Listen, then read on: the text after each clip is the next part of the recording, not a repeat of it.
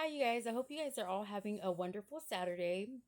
I want to read y'all my verse and then we'll talk about it. But it's 1 Peter chapter 3 verse 18. Christ suffered for our sins once for all time. He never sinned, but he died for sinners to bring us safely home to God. He suffered physical death, but he was raised to life in the spirit. What you are experiencing is truly part of God's grace for you. Stand firm in his grace.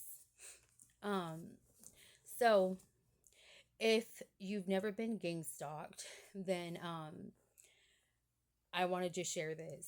When you are being gang stalked, you feel like you are alone. Your whole life is just crashing down. You're like in a turmoil, or like sticky mud, and you're stuck in this sticky mud, and you're halfway there, and everyone sees, the mud's probably going to dry around you, but everyone's too afraid to like, help you because then they may get stuck in the mud, but everyone can clearly see you going through it. That's kind of what like it feels like if you're a victim of gang stalking. Um, your life is just a mess, really. That's their goal. Um, and when you're going through it, it's just so hard and it feels like there's no way out. Like you don't even know how you're gonna survive the next hour, more or less tomorrow, And you're or for me, I know I just prayed and prayed and prayed, like, please God protect me, please God, cover me, be my shield, be my protection. But the reason why I bring this up is because it's so close to Thanksgiving. And for those that are being gang stalked, I understand how hard it is to think about something that you could be grateful for around this time. And I encourage you today, um, if you can't find nothing to be thankful about, because what do you say? I'm so thankful for my gang stalkers, and I'm so thankful that they came and turned my world upside down. I'm so thankful for having to hide and drive like a lunatic to get away from them. What do you really say? Because in the middle of being gang stalked, um, your life is just chaos. It's complete chaos, and it's hard to find something to be thankful for. But when I read this today, I was like, let me just share this, because I know what me and my family would do every Thanksgiving is we would gather around, and there's like 23 of us. This is my parents, my siblings, and then our children and our spouses, of course. We would gather around in a big circle, and we would all like go around and say what we're each thankful for. So if anyone asks you what you're thankful for, you can definitely say you are thankful for Jesus Christ, who died for our sins. And that's just a beautiful thing to really be thankful for. And be thankful for having him. Be thankful that you can go to him anytime, any day, any hour, any minute, any second, and know that he is going to be there with a listening ear, and he will bring you comfort and peace. Because he's great like that. He's awesome.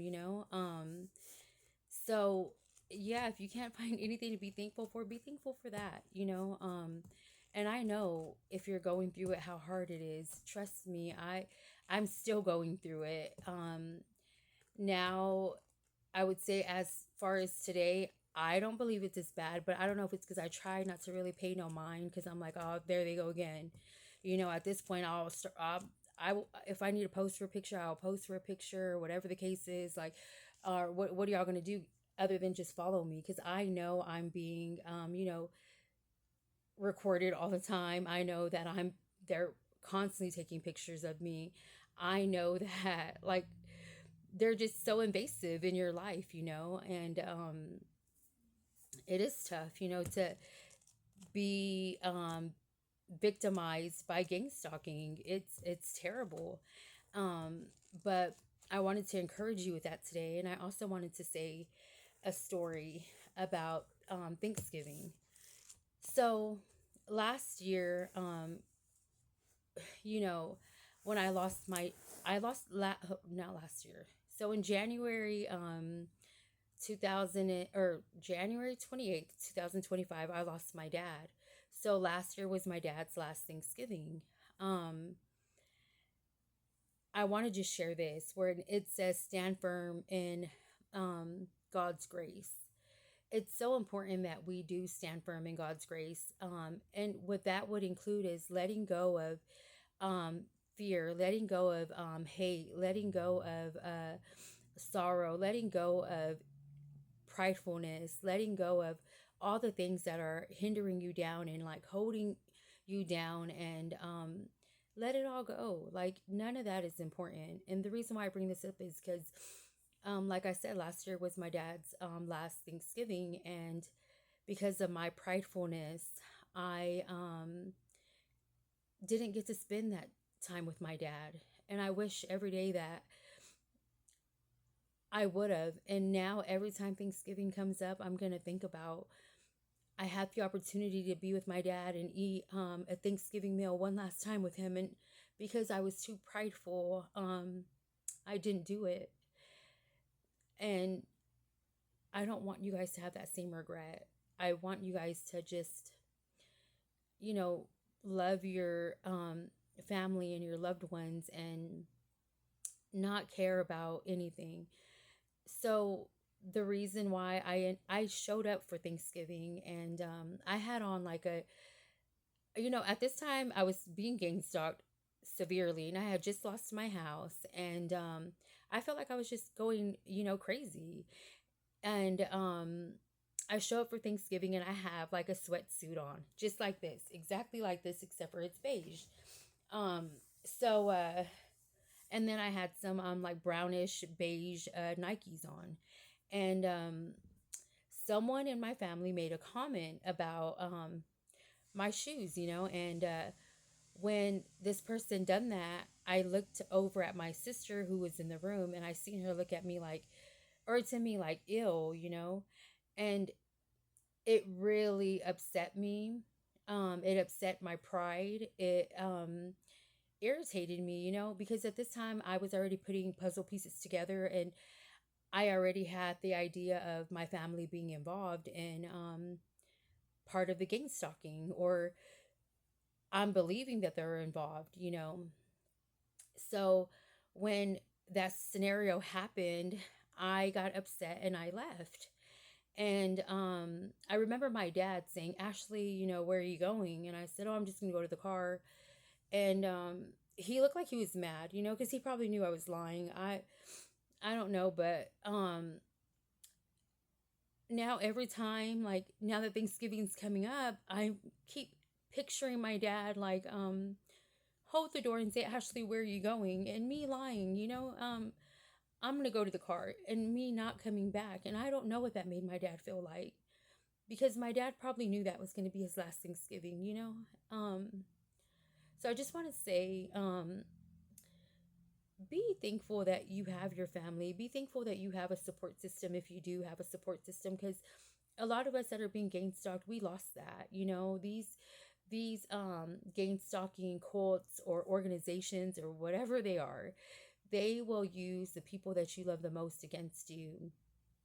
And it's really unfair. And a lot of us that are being gang stalked don't have any support system. We don't have our family anymore. Or, some of us lost our parents. So I encourage you today, if you have your parents, give them a great big hug, and be thankful that you have them. And if you have a support system and a great family, be thankful for that. Be thankful, most importantly, that Jesus Christ died on the cross for us for sins he didn't even commit, things he didn't even do.